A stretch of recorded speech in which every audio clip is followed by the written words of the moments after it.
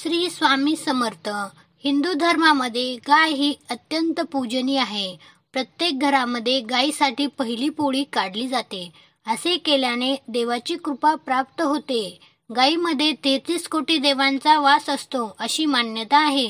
जेव्हा आपण गायीला नैवेद्य देतो त्यावेळेस तो सर्व देवांपर्यंत पोहोचतो. मानवजातीच्या कल्याणासाठी समुद्र मंथनावेळी गायीची उत्पत्ती झालेली आहे. मग असं काय झालं की ज्यामुळे माता पार्वतीने गायीला शाप दिला, हेच आपण या व्हिडिओमधून बघणार आहोत. तर मित्रांनो, व्हिडिओ सुरू करण्या अगोदर कमेंटमध्ये जय भोलेनाथ लिहा, जेणेकरून प्रभू भोलेनाथ आणि माता पार्वतीची कृपा आपल्या सर्वांवर राहील. आणि व्हिडिओला एक लाईक मात्र नक्की करा. पौराणिक कथेनुसार एकदा माता पार्वती आणि भोलेनाथ समुद्रकिनारी फिरायला गेले असताना महादेवांना असं वाटलं की आपण पार्वती सोबत थोडी गंमत करू. तेव्हा प्रभू भोलेनाथ म्हणाले, हे देवी, महत्वाच्या कामासाठी मला जावं लागत आहे, तर मी थोड्याच वेळात येतो. असं म्हणून प्रभू भोलेनाथ तिथून निघून गेले. जाताना भोलेनाथ म्हणाले की हे पार्वती, मी माझं काम संपून येईपर्यंत तू इथेच माझी वाट बघ. खरं तर भोलेनाथांना पार्वती मातेची परीक्षा घ्यायची असते. त्यानंतर मग माता पार्वती एकटीच तिथे किनाऱ्यावर बसून महादेवाची वाट बघत बसते. संध्याकाळ होते तरी सुद्धा भोलेनाथ अजून परत आलेले नसतात. तो हरतालिकेचा दिवस असतो. मग पार्वती मातेने निर्जला उपवास केलेला असतो. मग माता पार्वती तिथे वाळूच्या साह्याने शिवलिंगाची स्थापना करते आणि पूजेसाठी लागणारे साहित्य गोळा करून मग शिवलिंगाची विधिवंत व्रत पूजा करते. महादेव तिथे सूक्ष्म रूपात असतात आणि ते सर्व काही गोष्टी बघत असतात. त्यानंतर मग सकाळ होते तरी सुद्धा महादेव पार्वतीला दिसत नाहीत आणि मग तेव्हा माता पार्वती त्या शिवलिंगाचे पाण्यामध्ये विसर्जन करते.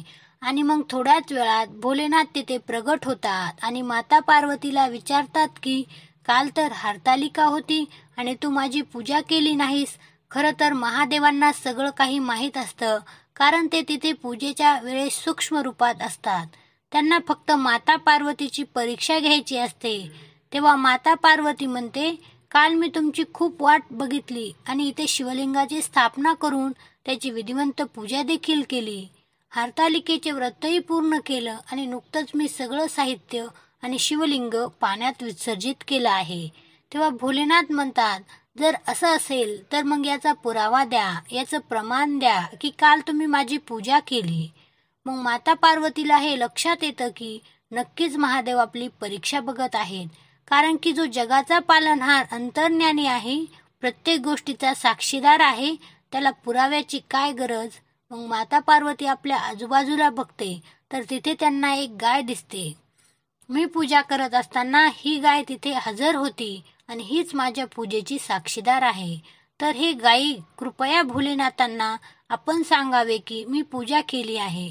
भोलेनाथांनी गायीला विचारले की पार्वतीने पूजा केली होती का. गायीने नाही म्हणून मान हलवली. तेव्हा भोलेनाथ म्हणाले, पार्वती, तू तर म्हणत आहेस की तू पूजा करत असताना ही गाय तिथे उपस्थित होती, ती तुझ्या पूजेची साक्षीदार आहे, पण तिला विचारले असताना ती तर नाही म्हणत आहे. मग भोलेनाथांसमोर ही गाय खोटं बोलत आहे.